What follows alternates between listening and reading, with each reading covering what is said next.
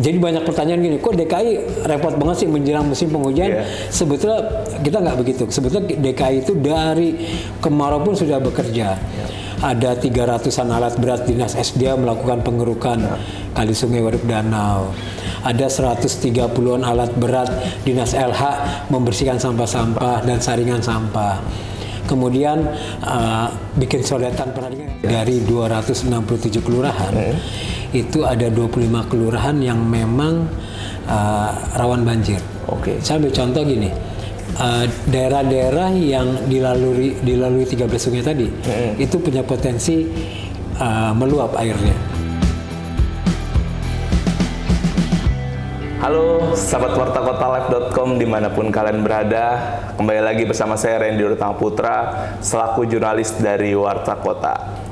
Sahabat Warta Kota, saat ini saya kembali kedatangan bintang tamu yang tidak kalah spesial dari bintang-bintang tamu sebelumnya. Kali ini datang dari pejabat DKI Jakarta, ranah pemerintah provinsi, yakni ada Kepala BPBD DKI Jakarta, ada Pak Isnawa Aji. Assalamualaikum Pak. Waalaikumsalam. Sehat Pak Isnawa? Sehat, alhamdulillah. Alhamdulillah. Pak Isnawa Aji ini sahabat WK, kalau misalnya kita lihat dari sosial medianya nih, kemarin baru aja aktif lari pagi Pak, benar Pak? Lari. Memang suka hobinya lari atau gimana Pak? Sudah mulai suka lari. Sudah mulai suka lari, ya. Sebelumnya? Saya sebetulnya senang olahraga ya Mas. Dulu tuh main tenis.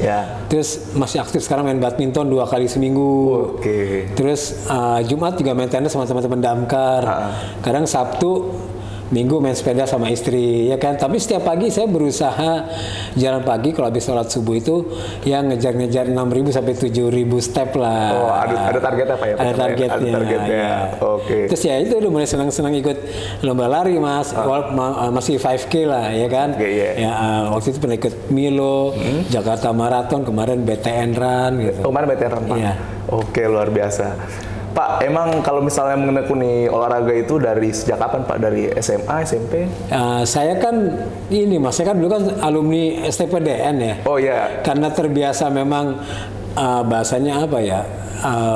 Ya disiplin lah, olahraga subuh gitu-gitu kan. Jadi kayaknya terbentuk terus sampai dengan saya bekerja. Jadi saya tuh kalau nggak olahraga kayaknya nggak enak gitu badannya. Jadi olahraga terus lah, pokoknya gitu ya biar sehat. Ya kadang-kadang kalaupun nggak lari, jalan pagi sambil jalan tuh mikir-mikirin apa, bikin program apa, rencana apa gitu. Kadang begitu. Oh bisa pas sambil jalan bikin program gitu? Bisa lagi memikirkan sesuatu apa gitu. Waduh, luar biasa banget. Seru banget. Buat teman-teman mereka, berarti STPDN itu yang sekarang IPDN ya Pak? Iya, betul. IPDN. Bapak alumni tahun berapa tuh Pak? Saya lulus tahun 94. Dan anak saya juga alumni itu juga. Oh iya Pak? Tahun berapa Pak? Kalau saya kan angkatan ketiga ya, anak saya itu angkatan 29. Jadi lulusnya tahun lalu. Sekarang udah jadi staf di Sekjen Kemendagri. Oke, luar biasa. Alhamdulillah juga dia tuh dapat beasiswa Mas LPDP nanti tahun depan mungkin S2 di Inggris lah. Amin, alhamdulillah, luar biasa. Luar biasa menekuni jejak karir seorang ayah. Siap. Pak Isnawa, nih kita langsung masuk ke topik di ranah BPBD nih Pak. Ini Pak kan jelang musim penghujan nih Pak. Betul. Berarti perhitungan November Desember ini ya Pak ya. Nah, Pak, ini apa saja sih Pak yang dipersiapkan oleh BPBD nih Pak? Ya, jadi gini Mas. BMKG kan merilis ya tentang kondisi cuaca se-Indonesia, termasuk juga Jakarta. Jadi kita memang, saya ingat tuh minggu lalu Sabtu udah mulai turun hujan. Sekarang udah mulai hujan-hujan lah Jakarta ya. Kita akan memasuki musim penghujan ini di bulan November. Dan nanti puncaknya di Desember dan Januari. Itu puncak musim penghujan. Nah tentunya BPBD harus mengantisipasi itu. Kami ada 2 pendekatan ya kita lakukan menghadapi musim penghujan. Ada yang namanya pendekatan struktural. Jadi misalnya gini, itu terkait dengan tupoksi kita. Misalnya kami bekerja sama dengan BMKG, BNPB, BRIN. Kita memantau cuaca Jakarta. Apakah siang dan besok itu hujan lebat. apakah disertai petir, angin kencang gitu. Jadi kita memantau itu. Yang kedua, kita memantau 13 sungai di Jakarta. Kenapa? Kalau terjadi peningkatan intensitas hujan atau kenaikan tinggi sungai melebihi rata-rata, kita sudah harus bisa memprediksi daerah-daerah mana yang akan tergenang banjir. Atau daerah-daerah mana yang ada di bantaran kali dan sungai yang akan terdampak. Saya ambil contoh misalnya begini. Kalau Katulampa naik ke siaga 2 dan ke siaga 1, sudah dipastikan 7-8 jam akan ada daerah-daerah yang akan terdampak banjir. Misalnya di daerah Rawajati, Kebon Baru, Condet, Jatinegara itu akan tinggi, ya kan? Kemudian kalau seandainya kali Pesanggerahan, pasti ada kawasan-kawasan seperti Rawabuaya, Kembangan, ya kan, itu akan terkena. Jadi kita pertama memantau kualitas, cuaca Jakarta, 13 sungai, kemudian kita mempersiapkan posko-posko penanggulangan banjir, mulai dari kelurahan, kecamatan, tingkat kota, tingkat provinsi, ya kan? Kemudian kami melakukan juga namanya gladi kesiapsiagaan banjir. Jadi ini gladi nggak cuman sekedar upacara, enggak. Saya nggak kurang suka kalau cuma upacara bubar. Iya, ya. Bukan. Hanya upacara formal. Seremonial bukan ya, Pak ya? Nah, saya sudah minta, kita pernah mengadakan di Pengadegan. Itu simulasi kejadian banjir. Jadi kalau dari Bogor dan Depoknya sudah tinggi airnya, pasti kan daerah Pengadegan akan terendam kan, terutama di bantaran kali. Itu kita mengadakan simulasi lengkap itu, PKK-nya, RT RW-nya, Karang Tarunanya, Pramukanya, PMI. Jadi seakan-akan skenario beneran terjadi. Jadi warganya betul-betul ada yang pakai kain, gendong anaknya. Jadi betul-betul dibikin seperti itu. Seperti simulasi jadinya. Betul, seperti kejadian sebenarnya. Ya. Jadi ada ambulan, ada tagananya, dinas sosial, ada Satpol PP. Jadi ayo ibu diarahin masuk ke lokasi-lokasi pengungsian. Jadi kayak gitu. Jadi petugasnya juga ikut mengevakuasi. Nah itu. Kemudian ada lagi yang sifatnya struktural itu pasti membuat surat edaran, ya dong, mengingatkan warga bahwa sudah masuk musim penghujan. Kemudian hal yang lain lagi selain posko-posko, kesiapan sarana prasarana. Itu memang ada apel lah di wali kota, itu kita cek perahu karet gimana, kemudian tenda-tenda, logistik, semuanya. Jadi kita siapkan betul-betul ready untuk menghadapi musim hujan. Itu kalau yang struktural. Nah ini yang menarik adalah yang non struktural, Mas. Seperti apa tuh, Pak? Yang pertama ada konsep 942 VD. 942 itu 9 polder, 4 waduk, dan 2 revitalisasi sungai, termasuk vertical drainage. Jadi Pemprov DKI, jadi banyak pertanyaan gini, kok DKI repot banget sih menjelang musim penghujan? Sebetulnya kita nggak begitu. Sebetulnya DKI itu dari kemarau pun sudah bekerja. Ada 300-an alat berat dinas SDA melakukan pengerukan kali sungai, waduk, danau. Ada 130-an alat berat dinas LH membersihkan sampah-sampah dan saringan sampah. Kemudian bikin sodetan, pernah dengar kan sodetan Cianjur? Menyiapkan waduk Ciawi dan Sukamahi di hulu sebagai retensi air. Kemudian menyiapkan pintu-pintu air. Ya, kemudian misalnya ada daerah-daerah yang direvitalisasi sungai, bikin penurapan. Di daerah Pelindo, Jakarta Utara, juga pembuatan penambahan NCICD. Jadi sebetulnya Pemprov DKI itu terus melakukan upaya-upaya ini. Ya, tetapi memang kita akui pertumbuhan kota, ya, kita sebut misalnya daerah Kemang, itu kan masih tahun 80-an itu mungkin sungainya masih lebar, masih dalam, seiring dengan urbanisasi pertumbuhan kota, ya kan, sungai lama-lama mengecil, makin dangkal. Jadi pada saat hujan ekstrim udah kebanjiran, kira-kira gitu, Mas. Oke, baik. Pak, tadi menarik yang di awal, Pak, Bapak yang sudah jelaskan, ada 13 sungai, Pak, yang akan difokuskan. Itu mana aja, Pak? Kita sebut misalnya ada Ciliwung, kemudian ada Pesanggerahan, ada Mukefart, ada Kali Cipinang, ada Mampang, ya kan. Jadi Iya banyak ya sebenarnya, termasuk Ciliwung itu kan sampai dengan Iya. ke Kepulauan Seribu ya. Jadi anak-anak Kali Ciliwung juga banyak. Jadi semua itu dilakukan untuk mengantisipasi musim penghujan dan banjir gitu, Mas. Oke. Baik Pak, ini menarik ke titik rawan nih Pak. Kalau di DKI sendiri titik rawan ada Iya. berapa aja Pak? Jadi gini, BPBD itu ini Mas sudah mengidentifikasi dari 267 kelurahan itu ada 25 kelurahan yang memang rawan banjir. Oke. Saya ambil contoh gini, daerah-daerah yang dilalui 13 sungai tadi itu punya potensi meluap airnya. Oke. Kita pernah mengalami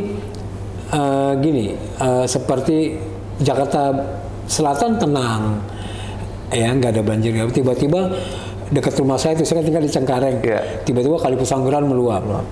Kembangan, Rawabuaya itu terdampak semua, ya banjir.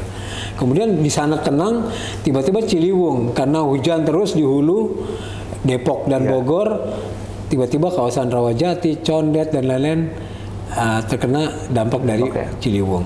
Tapi ada juga daerah yang tidak dilalui sungai, tapi karena ada sungai-sungai kecil seperti Kali Mampang ya, saya contoh di daerah Kemang, kemudian ada Kali Kerukut, ada juga yang di daerah Pondokarya, Mampang, Kafling Polri itu, Komplek Polri itu. Kalau hujan intensitasnya lebat, Mas, lebat banget. Misal hujan 4 jam aja nggak berhenti-berhenti, lebat terus. Itu kan drainasenya kecil-kecil. Makanya Pemprov sudah melakukan banyak penggantian ya. Sungainya juga pendek ya kan, dangkal, sempit ya kan, sehingga meluap lah ke daerah Kemang itu kan nggak lah, hujan sebentar aja sudah kerendam. Nah jadi selain faktor dilalui sungai-sungai besar, ada juga daerah-daerah yang memang ya kan sudah jadi kota. Daerah resapan airnya udah nggak ada, Mas. Parkiran mobil aja susah ya kan, apalagi nah itu udah dibikin betonisasi, udah dibikin lahan lain yang tertutup ya kan, jadi perumahan, jadi mall, jadi kantor-kantor, sehingga ya agak sulit untuk mendapat daerah resapan air. Terus Pak, untuk upaya yang 25 titik rawan itu Pak, itu mengambil standarisasinya dari mana? Hanya dialiri kali aja? Enggak juga. Jadi selain dialiri sungai, Mas, kita kan ngecek nih. Kami di sini kan punya piket ya, Pusdal Ops.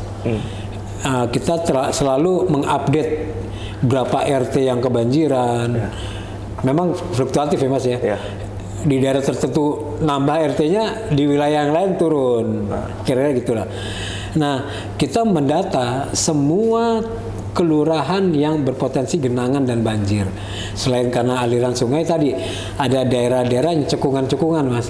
Cekungan? Ya, maksudnya tuh daerah itu agak rendah. Oh, dataran lagi nih. Kita sebutkan misalnya gini, kayak Pondok Labu, Cinere, Jagakarsa, itu kan ada daerah-daerah yang cenderung perbukitan. Iya. Kadang di sisi sana agak tinggi, di sebelah sini agak rendah. Nah itu kalau terjadi hujan kan, terus dong namanya air kan akan mengarah ke daerah-daerah yang lebih rendah. Biasanya itu kalau salurannya banyak sampah, banyak material, ya akan terjadi genangan-genangan. Dan yang memang bahayanya kalau sudah genangan, kusutlah, macet di mana-mana berjam-jam kira-kira gitu, Pak. Oke. Kesulitannya apa Pak sampai saat ini Pak untuk mempersiapkan itu Pak? Gini, pertama memang mohon maaf ya, perilaku warga. Ya kan. Saya ini kan mantan Kadis LH, Mas. Kadis Kebersihan, saya ngurusin sampah juga. Misalnya nih, ada daerah di Tanah Abang, ada kali di situ, itu jam 7 pagi udah dibersihin sama teman-teman dari UPS Badan Air. Bersih banget. Coba nanti kita lihat jam 9. Udah seperti nggak dibersihin lagi, iya kan? Nah itu contoh-contoh. Jadi perilaku ya, ada kecenderungan rumah-rumah yang bangunan yang ada di bantaran kali sungai itu justru menempatkan sungai sebagai tempat sampah gitu. Apa aja dibuang, odol, ya kan, sabun bekas, cucian dan segala macam, sehingga banyak sekali kali di Jakarta ini kondisinya hitam, ya kan, tercemar. Kemudian kesulitan yang lainnya adalah ini PR teman-teman di Dinas LH dan kita semua untuk mulai belajar memilah sampah. Ya kan, kebanyakan sampahnya ya ditumpuk, digabung ya kan, sehingga Sekarang sampai Jakarta mas sudah 7.700 ton per hari. 7.700 ton per hari. Iya, mungkin sudah mendekati 8.000 ton per hari. Gunungan sampah di Bantar Gebang itu informasi teman-teman sudah 30-an meter. Jadi udah kayak gunung kecil di sana. Udah luar biasa. Namun jadi kesulitannya mungkin multidimensional ya penanganan masalah banjir ya. Berkaitan dengan tata ruang. Ya alhamdulillah sudah ada perda pembenahan zonasi tata ruang, mungkin akan dibenahi lagi. Jadi kan Jakarta nih mas, kota itu kan berkembang. Mungkin di 30-40 tahun yang lalu, saya ambil contoh di kawasan Gunawarman, Kertanegara, Kebayoran Baru itu kan, mungkin dulu masih rumah-rumah banyak orang Betawi, kira-kira gitulah. Ya kan, karena berkembang, sekarang daerah sana jadi kawasan tempat makan, kuliner semua, resto-resto, ya kan. Nah itu kan harus disesuaikan di 30 tahun ini. Atau ada daerah-daerah dulu perkampungan, sekarang udah jadi komplek perkantoran. Nah ini kan tentunya perubahan peruntukan juga mempengaruhi juga. Kemudian yang berikutnya adalah berkaitan dengan tadi ruang terbuka hijau. Jakarta kan harus mengejar angka 30% ruang terbuka hijau, makanya Pemprov DKI Jakarta banyak sekali membebaskan lahan-lahan untuk dibikin taman, dibikin ruang terbuka hijau, dibikin waduk, dibikin retensi air, embung-embung gitu. Jadi tujuannya memang untuk mengejar itu. Oke, baik. Antara lain nanti seperti itu ya Pak ya. Iya. Pak, izin Pak, untuk bencana kan Bapak juga pernah menyampaikan terkait titik rawan longsor Pak. Betul. Itu wilayah yang di pinggir aliran kali juga atau seperti apa Pak? Iya, jadi memang gini, kami BPBD pernah juga menginformasikan tentang potensi tanah bergerak ya kalau ya kan. Itu daerahnya umumnya ada di wilayah selatan Jakarta dan sebagian di wilayah Jakarta Timur. Saya ambil contoh kalau di selatan itu misalnya daerah Pasar Minggu. Daerah Jagakarsa, ya kan, kemudian daerah Pesanggerahan, ya. Kemudian kalau timur itu bangsa Cipayung, Pasar Rebo, gitu. Dataran tinggi ya. Jadi salah satunya misalnya gini, daerah yang ada bantaran kali sungainya. Jadi kita suka lihat, saya kan pernah jadi wakil wali kota mas di Jaksel, ya kan. Saya belusuan di daerah Pasar Minggu misalnya. Ini real, saya pernah nemuin ada rumah tinggal separoh. Tinggal ruang tamunya aja mas. Oh iya Pak. Jadi dapurnya udah hilang jatuh ke Sungai Ciliwung. Karena tanahnya kan tergerus terus ya karena hujan, lama-lama retak, rubuh, ya kan. Kemudian saya pernah menemukan juga di Jagakarsa itu mungkin kalau kita pernah lihat ada jejak digital tuh Melati Residence. Itu ada salah satu perumahan mewah. Sebetulnya itu lahan yang di sampingnya itu sudah tidak direkomended untuk dibangun mas. Oh gitu. Tapi mungkin ya namanya pengembangan dibangun lagi berapa unit itu kan mungkin dengan tambahan penahan-penahan buatan artifisial. Jadi bukan alami kan. Nah pada saat terjadi hujan lebat rubuh bangunannya nimpa rumah warga yang ada di bawah. Terus saya juga pernah muter-muter daerah Jagakarsa. Ini bahkan minggu lalu ada teman saya laporin, Bang, mobilnya udah kejungkel begini, ngangkut. Bang, ini tanahnya longsor bang, gitu di pinggir sungai di daerah Jagakarsa. Kalau nggak salah RW 5 lah itu ya. Nah itu beberapa mobil udah hampir masuk ke sungai. Itu karena tanahnya tergerus, ya kan lama-lama habis. Nah itu di Jakarta saya pernah juga di Pasar Minggu ketemu kayak jalan MHT mas. Jalan MHT, jalan kecil lah cukup untuk 2 motor, 3 motor. Itu tengahnya udah retak semua. Itu ada di pinggir sungai. Nah ini kan rawan ya. Tukang sayur lewat, Gojek lewat, ya kan tiba-tiba longsor kan bahaya. Nah makanya saya menugaskan tim reaksi cepat saya ini BPBD. Coba kamu turun dong, cek ketemu RT RW, kamu data mana-mana daerah-daerah yang rawan longsor agar nanti pada saat masuk musim penghujan agar diwaspadai. Kalau perlu dipasang tali atau apa tanda bahwa ini rawan, kira-kira gitu mas. Tapi Pak berarti sampai saat ini sudah sosialisasi ke pihak kecamatan? Oh sudah. Kelurahan? Sudah. Terus Pak ada ini nggak sih Pak antisipasi khusus nggak sih Pak ke wilayah-wilayah itu Pak? Mungkin tadi kan ada beberapa fasilitas yang diberikan. Kayak misalnya perahu karet, misalnya di tiap kelurahan gitu. Kalau yang untuk titik rawan ini? Jadi gini, kalau yang rawan ini, pertama ya kita bekerja sama dengan teman-teman SDA agar ada program-program penurapan gitu. Penurapan? Ya, istilahnya bikin semacam penahan-penahan longsor. Misal mereka membuat betonisasi ataupun tadi penurapan. Biasa kan tanah-tanahnya itu labil ya. Yeah. Apalagi kalau pohonnya sudah nggak ada kan, biasa kan akar pohon itu malah bagus untuk mengikatkan gitu kan. Betul. Tapi waktu saya di dinas LH pada saat terjadinya hujan lebat di daerah hulu, itu pernah loh di jembatan Kampung Melayu itu, dulu masih ada jembatan Kampung Melayu itu, wah ribuan, ratusan ton lah pohon-pohon bambu. Jadi kamu kelihatan itu spesifik tanaman-tanaman dari hulu itu tergerus semua di Ciliwung, di tanah-tanahnya itu kan banjir ya, kedorong air gitu kan. Itu banyak sekali material-material, termasuk kebanyakan rumpun-rumpun bambu yang ikut terdorong. Nah, jadi mungkin saya berterima kasih lah kepada Kementerian PUPR, Mas, Dinas SDA yang sekarang sedang melakukan normalisasi Kali Ciliwung, lagi dirapihin lagi, ya kira-kira gitu. Oke Pak, itu dari menanggapi antisipasi bencana yang sifatnya alam gitu Pak. Kalau untuk ini Pak, ini kan monkeypox kan lagi mulai rame nih Pak, atau cacar monyet. Betul. Nah, di DKI itu ada catatan lebih kurang 20 kasus nih Pak, per Agustus kemarin gitu Pak. Kalau dari BPBD sendiri Pak, apakah ada antisipasi nih Pak? Mengingat takutnya ada kemungkinan seperti COVID kan juga berkaitan gitu, maksudnya serupa virus ini. Seperti apa Pak tanggapannya? Jadi gini, memang kalau kita lihat secara mendalam, ini lebih teknis masalah kesehatan dong. Pasti ada teman-teman dari dinas kesehatan. Tapi kalau sudah jadi masalah publik kan jadi urusan BPBD juga, ya kan.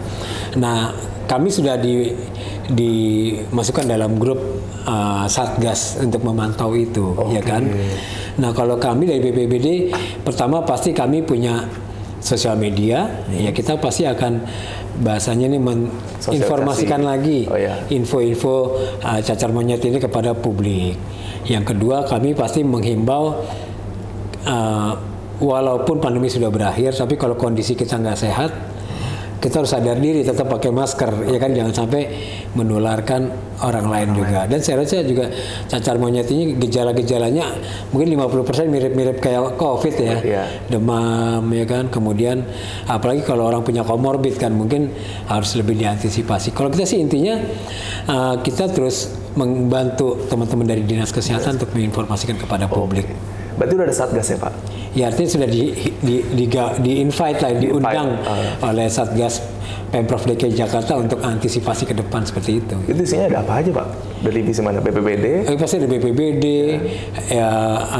kemudian pasti dari Dinas Kesehatan, ya kan.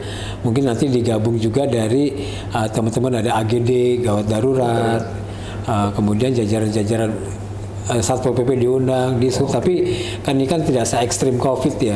Jadi kita sifatnya masih pemantauan lah terhadap 20-an tadi ya kasus yang ditemukan di Jakarta. Itu kapan Pak di-invite Pak? Baru-baru ini Pak?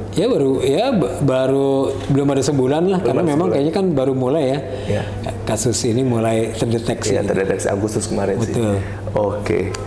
Baik Pak Isnawa, nih terlepas dari BPBD nih Pak, kita mau coba bahas tentang pribadi Bapak sendiri nih, aktivitas nih ya kan. Tadi selain lari nih Pak, saya dengar-dengar Bapak juga lagi mengembangkan yayasan nih Pak.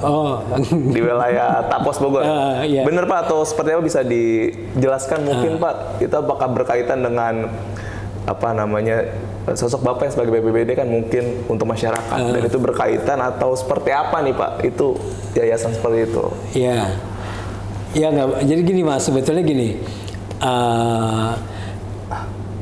Saya kan keluarga punya bangunan lah ya di daerah Tapos, memang kurang termanfaatkan gitu kan. Ngobrol sama keluarga, sama anak-anak gitu kan. Ya ini kan suara hati ya, gitu. Kok tiba-tiba ada kutip kegelisahan, kepengen punya anak yatim, kira-kira gitu. Kepengen punya santri tahfiz Quran gitu. Tapi saya berpikir yayasan saya ini nanti tidak hanya tahfiz dan yatim. Saya ingin mengembangkan ke hal yang lain, misalnya ke pertanian, kepedulian sosial, misalnya pengobatan gratis gitu. Jadi memang nama saya sendiri, Mas. Oh ya, Pak. Karena saya pernah konsultasi sama istri, sama anak-anak. Kalau pakai nama yang umum, ini zaman sekarang kan susah, Mas. Pada nanya ini hoax apa enggak ya? Oh iya. Ini penipuan apa enggak? Jadi kita capek menjelaskan gitu kan. Jadi insya Allah pakai nama asli saya aja lah. Jadi memang tidak ada maksud untuk, mohon maaf ya, pamer ya enggak demi Allah ya, karena saya tuh ya akan menyisihkan lah sebagian penghasilan saya itu untuk di yayasan ini. Jadi nanti ada pengurusnya, anak-anak santrinya, saya anak-anak di antara umur-umur dari umur-umur 12 tahun lah, anak-anak SMP lah kira-kira gitu. Nanti kita didik di yayasan kita, ada gurunya, pokoknya semua aturannya. Alhamdulillah perizinannya udah ada, Mas, ya kan. Kemudian saya juga konsultasi dengan Kementerian Agama, ya kan, dengan teman-teman. Insya Allah bisa memberikan manfaat lah untuk masyarakat. Gitu. Itu udah berapa lama Pak berdiri Pak yayasan Pak? Sebetulnya lagi saya persiapan di 2 bulan ini sih. Oh 2 bulan ini? Di 2 bulan ini saya ngejar urus perizinannya, ya kan, merapikan bangunannya, ya kan, airnya, macam-macam lah kita rapiin semua. Kebetulan kan dekat yayasan saya itu alamnya sudah ada masjid punyanya Habib, ya kan, salah satu Habib. Jadi teman-teman saya itu sudah koordinasi juga dengan Habib yang di Tapos itu. Beliau sangat senang, support sekali. Bahkan lagi nanti mau maulid acaranya Habib, jemaah-jemaahnya saya persilakan aja tidur di tempat saya gitu. Jadi kita untuk kepentingan warga masyarakat. Ya nanti ada program saya Jumat Berkah gitu, Mas. Saya kepengen misalnya datang ke sekolah-sekolah di Kabupaten Bogor, mungkin memberikan kacamata gratis gitu kan, atau nanti ada sunatan massal. Pokoknya nanti sambil berjalan lah pelan-pelan insya Allah gitu. Kacamata gratis itu maksudnya seperti? Ya maksudnya gini, saya gini Mas, saya itu aktif di Pramuka. Ya. Sekarang saya masih wakil ketua Pramuka DKI. Saya pernah aktif juga di Lions Club. Saya dulu anak palang merah gitu kan. Jadi kayaknya sih karakternya terbentuk suka ya nolongin temen lah kira-kira gitu kan. Nah saya ngelihat salah satunya mungkin ada anak-anak SD yang matanya minus, tapi untuk beli kacamata aja belum ada. Nggak ada. Ya kan kasihan buat belajar membaca itu kan mereka pasti kesulitan. Ya mungkin saya belajar dari teman-teman di Lions Club gitu kan. Misalnya kita mungkin ada teman-teman donasi atau juga dari sebagian dari dana saya pribadi. Insya Allah saya nanti mau survei gitu ke SD mana, kita data-data dulu anak-anak yang minus matanya gimana, nanti kita berikan kacamata gratis, kira-kira gitu. Itu contoh-contoh kepedulian. Spesifik ya Pak ya, maksudnya langsung ke kacamata seperti itu ya Pak ya. Semoga lancar Pak untuk semua programnya Pak. Pak, tapi kalau misalnya untuk yayasan itu Pak udah ada santrinya atau masih hanya baru perizinan? Baru perizinan? Sudah mendata. Saya tidak hanya santri di kampung situ sih. Saya juga di grup WhatsApp BPBD, saya ajak ada nggak keluarga besar di BPBD yang mungkin ada anak yang terlantar, atau tidak hanya keluarga besar ya. Kemarin ada TRC saya itu lapor, Pak, saya nemuin Pak di kampung saya itu Pak, bapak ibu udah nggak ada. Ini kesian anaknya nongkrong terus Pak, nggak jelas, takut mohon maaf ya narkoba atau apa kan. Anak masih SMP gitu. Saya bilang udah masukin yayasan aja biar nanti ngaji, ya kan, biar nanti belajar agama gitu kan. Atau misalnya kalau ada, walaupun ada orang tuanya tapi harus dapat izin, saya tetap harus ada aturan-aturan ya kan. Kalau berkenan nanti masuk yayasan saya. Itu gratis lah Mas, kita nggak gratis sama sekali kita nggak kenakan biaya. Insya Allah nanti makannya, kebutuhan sandang pangan gitu semuanya nanti dari saya lah, mungkin dari ya kalau ada keluarga besar saya ada yang nyumbang, teman-teman nggak apa-apa, kita manfaatkan untuk itu. Dan udah ada rekening yayasannya tersendiri, jadi nggak tercampur dengan yang lain-lain. Gitu. Insyaallah Pak, berarti itu juga untuk kegiatan nanti jelang, maksud saya ya nanti kalau pensiun ngurus-ngurusin yayasan gitu ya. Siap. Tapi konsepnya juga gini Mas. Apa tuh Pak? Teman-teman saya ini kan alumni STPD ini se-Indonesia, ya kan. Saya tuh punya bayangan gini Mas. Misalnya nih teman saya di daerah ada yang mau mewakafkan tanahnya misalnya 500 meter atau 1000 gitu kan nanti masuk ke yayasan saya kan.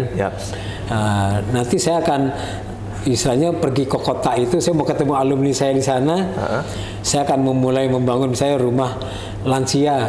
Nah, saya minta teman-teman saya di daerah itu, ayo dong kita bangun bangunan rumah lansia di kota itu. Misalnya ada lagi yang menghibahkan ada bangunan yang mungkin kurang layak pakai di kabupaten mana, saya kepengen ke sana juga, kita kembangkan lagi untuk panti jompo mungkin, atau untuk tadi tahfiz Quran lagi gitu. Yang mungkin bayangan saya kalau ya mimpi saya nih tidak hanya di Tapos, mungkin ada di beberapa kota di Indonesia, insya Allah gitu kepinginnya. Luar biasa. Dari dana pribadi, Sobat WK. Kenapa ya? Oke. Pak, izin Pak, ini statement closing nih Pak. Tadi sudah komplit sekali jawabannya terkait antisipasi jelang musim hujan, terus tadi sedikit tentang sebab yang untuk mengelola yayasan ya Pak, dan semoga dilancarkan ya Pak ya untuk semuanya, amin. Dan Pak, izin Pak, untuk yang terakhir statement closingnya Pak, Bapak bisa jelaskan ke teman-teman WK nih Pak, mungkin hal apapun yang mau Bapak sampaikan, mungkin quotes atau hal apapun itu Pak, bisa disampaikan Pak ke teman-teman. Sahabat WK, jadi begini, kita tentunya keberadaan kita harus memberikan manfaat untuk banyak orang, ya kan? Saya yakin dan percaya kalau kita bisa berbuat baik kepada orang, tentunya kita akan juga mendapatkan balasan dari apa yang kita perbuat. Saya yakin dan percaya kalau keberadaan kita tadi bermanfaat untuk publik, untuk masyarakat, akan banyak orang yang akan terbantu oleh keberadaan kita. Nah, sebagai salah satu petugas ya pejabat di BPBD DKI Jakarta, saya menghimbau kepada warga Jakarta yang pertama memasuki musim penghujan, kita harus kenali bahayanya, kurangi risikonya. Jadi kita bisa mengantisipasi perlu tidaknya kita beraktivitas di luar pada saat musim hujan yang sangat ekstrim misalnya. Yang kedua, BPBD itu punya layanan Jakarta Siaga 112. Seperti 911 lah kalau di luar negeri. Bapak Ibu silakan manfaatkan layanan 112 itu, ini layanan 24 jam bebas pulsa. Silakan mengadukan permasalahan lingkungan, potensi bencana dan lain-lain kepada BPBD DKI Jakarta. Kita insya Allah akan cepat merespon pengaduan dari informasi dari Bapak Ibu untuk kebaikan Jakarta ke depan. Kira-kira demikian. Terima kasih. Baik. Begitu Sobat Warta Kota yang bisa disampaikan oleh Pak Isnawa Haji. Dan Pak Isnawa, izin Pak, terima kasih sudah diizinkan meliput dan Pak, dan sukses terus buat karirnya dan yayasannya juga. Semoga berjalan dengan lancar program seluruhnya. Baik. Sampai bertemu di lain waktu ya Pak. Siap. Terima kasih Mas. Ya, Sobat WK, terima kasih yang sudah menyaksikan dan sampai bertemu di konten-konten berikutnya. Jangan lupa subscribe ya.